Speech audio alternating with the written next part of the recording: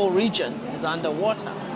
These are effects, we've never seen things like this happen in our lifetime. These are climate change effects, and we need to address that. We need to address that also with foresight. So we don't wait until it's happened and then we're catching up. Lives have already been lost, livelihoods have been lost.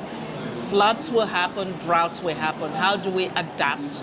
How do we build systems that are shockproof, that we can adapt to some of these changes in climate? Because it's already with us, right? It's not something that we're saying it may come or it will come. It's here. Another critical debate at the COP27 is the call for a swift transition to clean, renewable and sustainable energy on the continent. African countries are seeking support for a just transition. There is not a lot of transition that African countries have to make, right? Because we're still at the very bottom of the pile there in terms of, emissions. Africa contributes less than 4% of total emissions, which means African countries have not yet industrialized and now have an opportunity to industrialize along greener pathways. So each country would have to assess their own situation and develop their own calendar in terms of what they need to transition from. Some countries today have only 6% coverage of electricity, for instance. There you can decide to go completely renewable. Africa, which is hosting the summit and has a critical mass at the conference, is also demanding for a seat on the climate action table to influence the agenda, given the fact that Africa is the least contributor to greenhouse gas emissions, but faces the highest impact of climate change such as floods, landslides and drought. Another key feature at the COP27 was the youth voice calling for action and not just words. I mean, this COP is about implementation. These young people are demonstrating on a daily basis that they have homegrown solutions that can be very much part of that implementation. But we don't trust them. Because we don't trust them, we're not putting enough resources that can help those initiatives go to scale. UNDP has decided to invest in them, to trust them, to profile them, to attract capital to their talent and initiatives, and to make that talent mobile. And I think this is crucial also for women, because among them are young women who are overcoming all the constraints that face them every day. COP27 is building on outcomes of COP26 to deliver on issues critical to reducing greenhouse gas emissions, building resilience and adaptation to inevitable impacts of climate change, and to delivering on commitments to finance climate action in developing countries.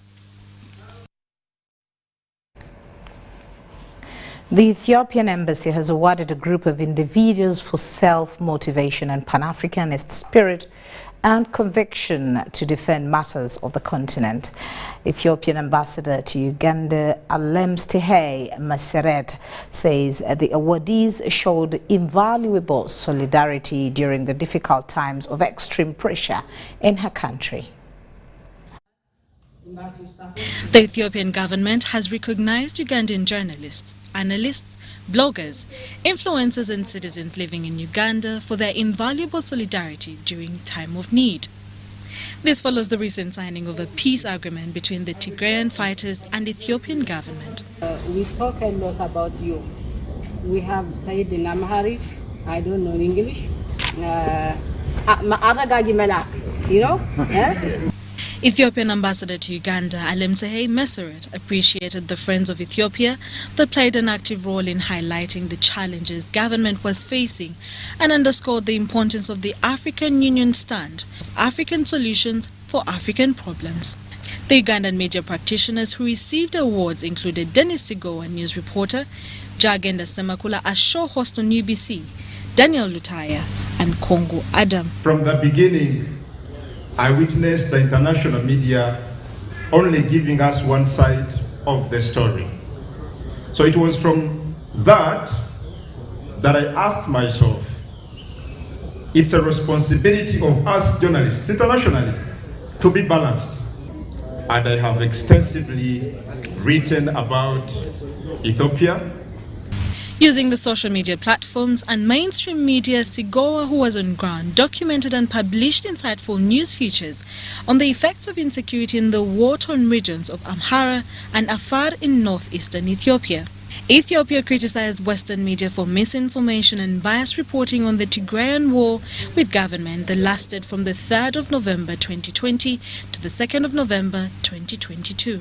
Even with the state-sanctioned media, right, such as BBC, their role is to continue British imperialism, not to inform, right?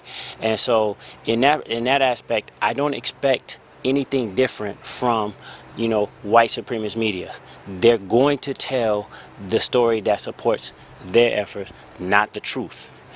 That's why it's important that we create our own. We don't need BBC. We don't need CNN. We don't need Fox News. We don't need any of these reports, these other news agencies to tell our story. We tell our own, and it will be the truth. I'm here specifically in solidarity with the Ethiopian people and Africans in terms of wanting to ensure that specifically Ethiopia, but Africa, have the opportunity and should have the opportunity to set its own chart and destiny. There's a semblance of normalcy after the Ethiopian government and the Tigrayan forces recently signed a peace agreement in South Africa. Now, in the area of occupation assessment, the Directorate of Industrial Training will conduct Occupation Best Assessment Level 1 to 3 beginning this Monday, that is today on 14th November 2022. The Deputy Director in charge of Assessment and Certification, Dr. Michael Kumu, wants the assessors to be ethical and trustworthy.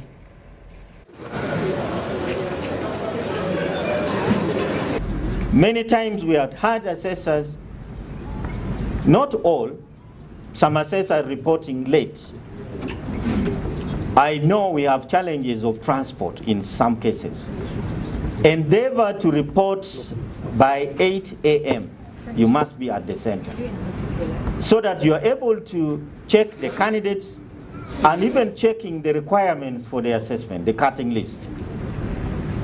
Remember, in this kind of assessment, it is competence-based assessment for the occupation, no group work. I still repeat, no group work. It is individual assessment. There could be sharing of tools. There are some tools that can be shared, but others may not be shared. So let us be careful. When you go to the centers, the head of institution may trick you and say, materials is a challenge, we could not, now we want this student to do this in a group. Occupational competence-based assessment is not group assessment, it is individual assessment. As per the standards set by the Directorate of Industrial Training, you are the cream that have been identified to conduct this assessment of the studies of October 2022 in your various occupations. So we expect you to do some good work while you are there.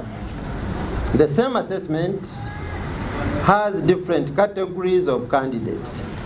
Within these candidates, we have the refugees in some of the settlement camps. We have some of the secondary schools that have been assessing with us, but as you are aware, now massively we are rolling now into the secondary schools, especially the lower secondary curriculum. Noya district leaders have asked government to fulfill its pledge of building them a fruit factory to enable them overcome obstacles that hinder the production quality of the fruit. This was highlighted during the presidential CEO forum visit to Delight Farm in Noya district.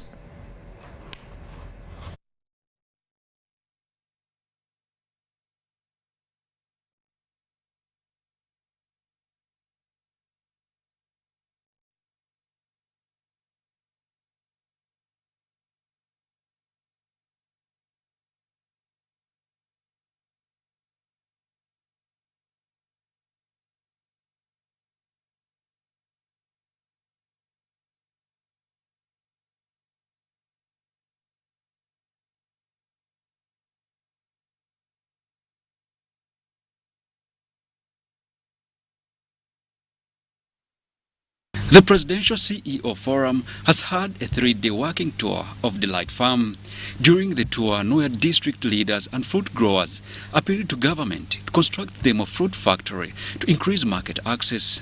Our appeal to the government, our appeal to the team from Parliament that came here some few months ago is that can we expedite this process of having this fruit factory being put in place so that our people are not going to continue losing as they've been losing before, because they put a lot of initiative, a lot of efforts to make sure that they produce these fruits. At the end of the day, they have nowhere to sell these fruits. These fruits are getting rotten. The farm that sits on 1,700 acres has ensured wealth creation through job opportunities and also empowered women through skilling and social inclusion in agricultural value chains, a reason the area Deputy Resident District Commissioner Emmanuel Okwari applauded the proprietor of the farm. The government Delight Farm Noya is a very good example to us as of a farm that is very focused, very making significant contribution to the development of the economy in Uganda. It employs many people. It is raising a number of products, agricultural products. We find the management, administration, and the stakeholders around this farm significantly involved with the community around in championing the development of fruit production in Noya district. You see in their data, most of the beneficiaries are women. And as a district, we have a department that under community development that looks at that. And we are very hopeful that in fact the visit of PCF is going to add on to the weight that we already had before, to see that more women are mobilized, more young girls are mobilized, and of course they're put forward into active production of fruits. After a successful tour of the farm, the Presidential CEO Forum board member Brenda Tebamwenda evaluated the farm's operations and explained the government's role in the business arena. What we have seen is a massive farm that with plenty of oranges, plenty of mangoes, a number of fruits. And this is her base where she gets all the fruits that she uses at her factory. So it's been an eye-opener for what people have been able to learn, the agro processes that are taking place on this farm. A lot of fruit has been grown, and many people undertook this because a fruit factory was promised to the district. So we just want to go back and then assess how far this has gone on the government side, where did it stall, who is responsible, and then we shall see what exactly happens thereafter. The production and productivity in this place is very high. The soil is very fertile, the weather is conducive. The markets that we target are just at the border, that is DRC and South Sudan, but they can also supply beyond the EAC, because what they produce is what the world requires. The role we have here is actually to come and coordinate these people, train them, and do export readiness assessment to understand the degree to which they are committed. The Chief Executive Officer, Delight Uganda Limited, Julian Omala Adieri, says that with the help of government through resources, the mega company will be able to export juice and fruits outside East Africa in plenty. I can afford to transport the mangoes and I go and market it, but a poor person I convinced to grow, you heard from our board member, cannot have no transport, have no what.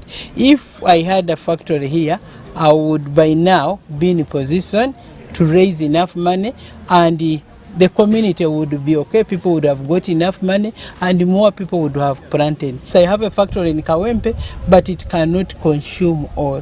So we have to open up new markets, we have to have partners, we must export the mangoes, we must do the value addition. A lot is needed. That's why I call upon anybody who can come to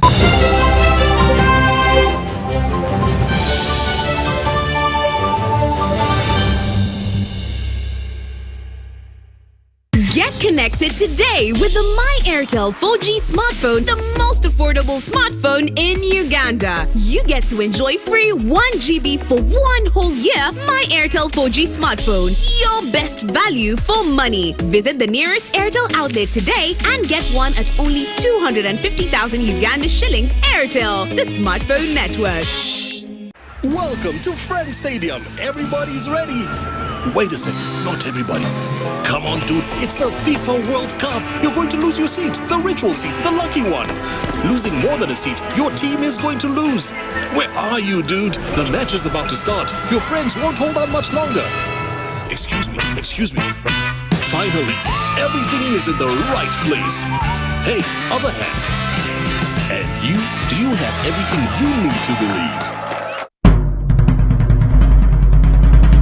The Ministry of Health informs the public that there are confirmed cases of Ebola in Uganda. We, however, urge the public not to panic as the situation is being managed. The Ministry of Health further reminds the public to be on the lookout for any persons who may show signs and symptoms of Ebola. These include high body temperature, abdominal pains, diarrhea, vomiting, bleeding from the body openings such as the nose, eyes, and mouth. Please inform the nearest health worker immediately if you see anyone with these signs and symptoms. To prevent Ebola from spreading further, please take the following preventive measures: regular washing of hands with water and soap, avoid handshaking and hugging, avoiding any contact with any suspected Ebola patients. Any person who dies suddenly should not be buried but reported to the nearest health worker or LC1 immediately. For further information, please call the Ministry of Health toll-free number on 0800 100 066 or send a free SMS to your report on 8500. This message is from the Ministry of Health with support from UNICEF and World Health Organization. So, I'm here to announce that the MTN Kampala Marathon is back. And this year, we are running for babies. To be clear, I am not talking about a baby.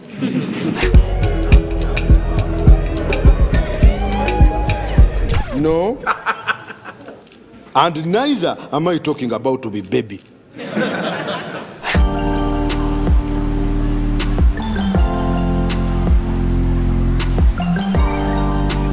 I am talking about these small dollies. Run for babies in the MTN Kampala Marathon on Sunday, 20th November 2022. Dial *165*77# or use the Momo app to register.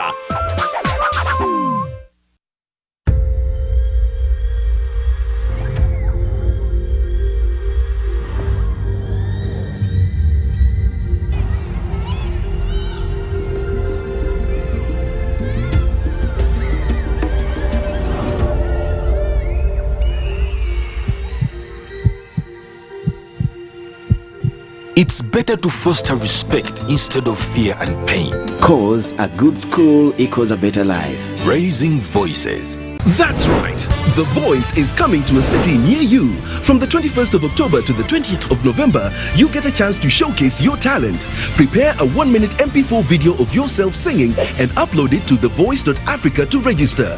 Make sure you have a valid Airtel number, and if you're shortlisted, you will be contacted to come in for the live auditions. Well, don't just stand there, let's go! Music your passion, Africa your stage. The Voice Africa, connected by Airtel.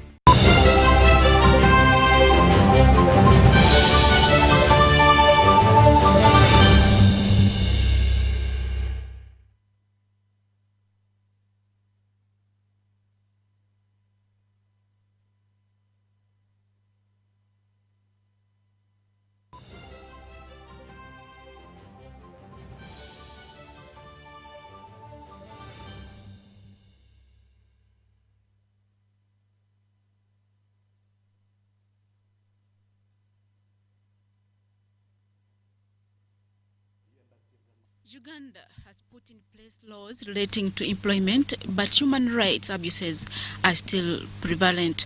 Human rights defenders are calling on government to ensure that laws that protect the rights of workers are well implemented. The Executive Director, Resource Rights Africa, Andrew Yarhanga, says one of the areas of concern is the extractive industry, where the rights of workers and communities are not well observed.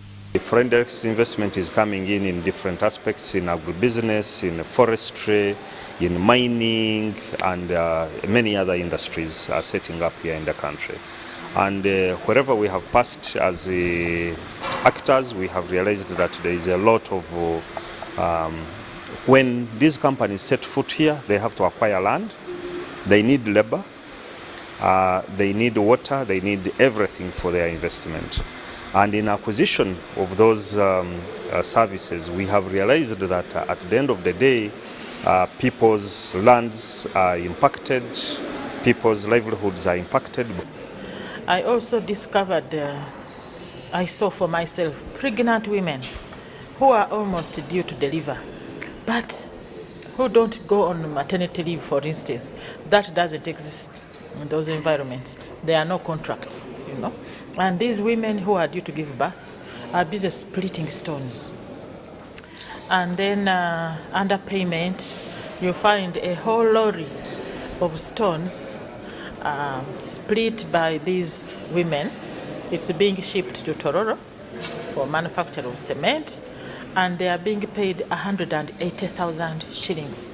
They have spent a week collecting and splitting these stones. But overall, conditions for all workers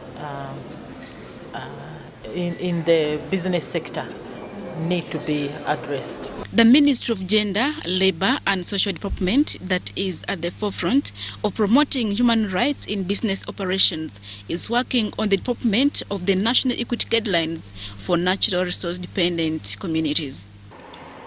Aware and after our assessment during the development of this NAP on business and human rights, we came across a monster that has been foraging on different aspects of human rights. And this is the people who by nature have found themselves in natural resource rich areas, be it areas of mining, be it areas of oil and gas, be it areas of island in the lake, fishing communities, be it areas where the soil is extremely fertile and there is need for big agricultural investment or displacement, areas of natural habitat where communities are impacted.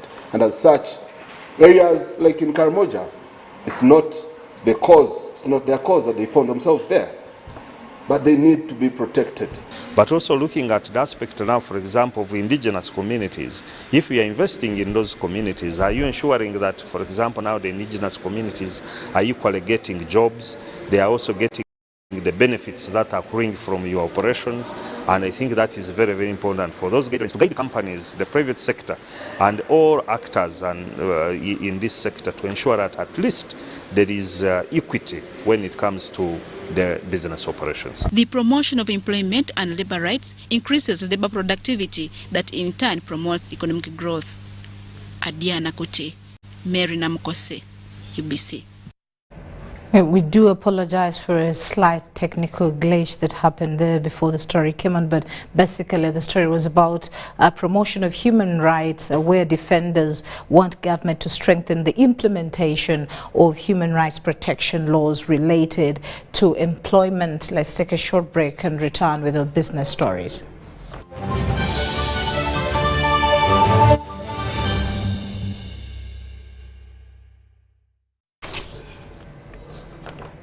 Uganda Electricity Transmission Company Limited has warned of a looming power load shedding in Kampala metropolitan area following the collapsed electricity transmission towers in Mukono area. The transmission company blames this mess on the vandals found of dismantling the pylons.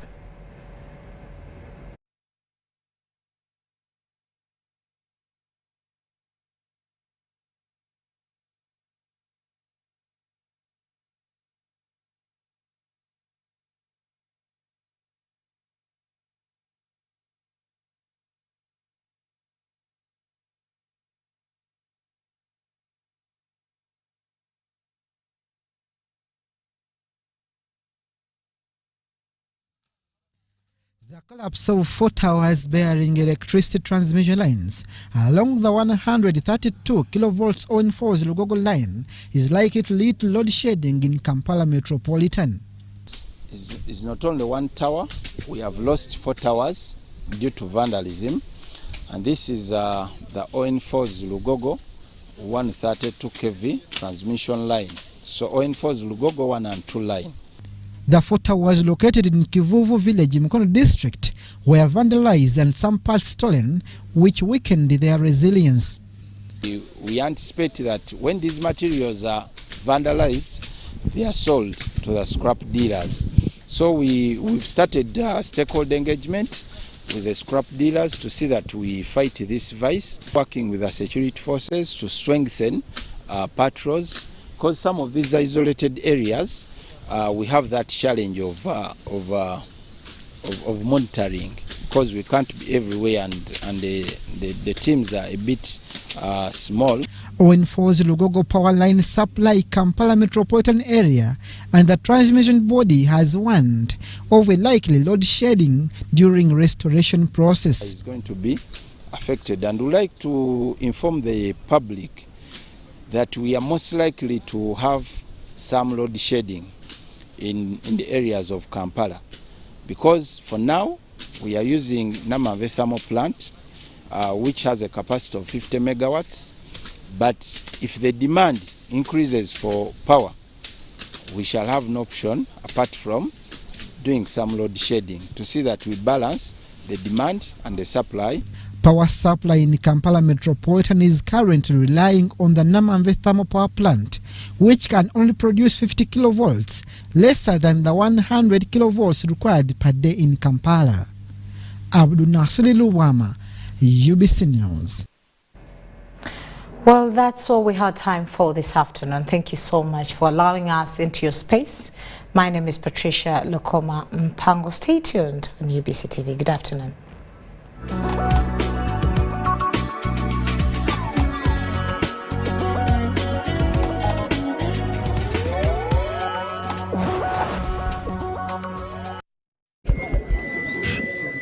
So, I'm here to announce that the MTN Kampala Marathon is back.